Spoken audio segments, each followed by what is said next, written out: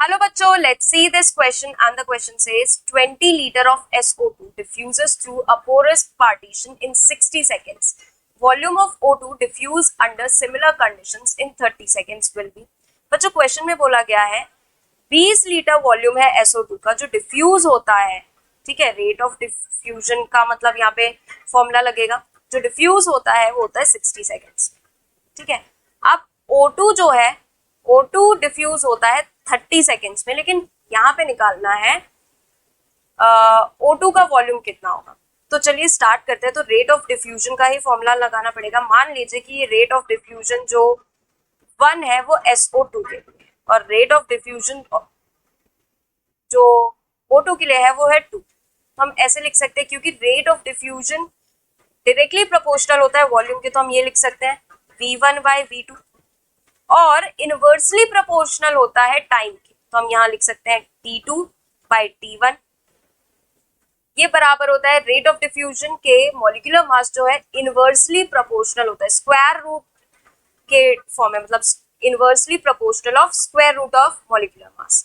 तो यहाँ पे हम लिखेंगे under root M2 by M1, ठीक है। V1 हमें दिया है 20 और T2 कितना दिया है 30 सेकेंड्स। V2 हमें निकालना है और T1 कितना दिया है 60 सेकेंड्स।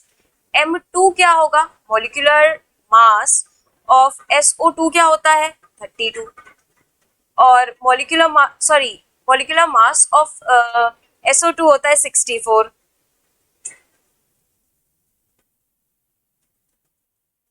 जो मॉलिक्यूलर मास है वो होता है 64, और मॉलिक्यूलर मास ऑफ बच्चों थोड़ा सा यहाँ पे करेक्शन करना पड़ेगा। जो मॉलिक्यूलर मास होता है SO2 का, मॉलिक्यूलर मास जो SO2 का होता है 64, और जो O2 का होता है वो होता है 32, ठीक है। M2 हम किसके लिए लिख रहे हैं, O2 के लिए, यानी कि यहाँ पे 32 आएगा और यहाँ पर 64 आएगा, ठीक है बच्चों। आगे सॉल्व करते हैं। जब हम यहाँ सॉल्व करेंगे तो ये बचेगा 10 under root 64 divided by 32 is equals to V2, जो कि हमारा सॉल्व करके आंसर आएगा अप्रॉक्स 14.4 के, 14.14 के, that is option number 2। So I hope all of you understand very well. Thank you and best of luck.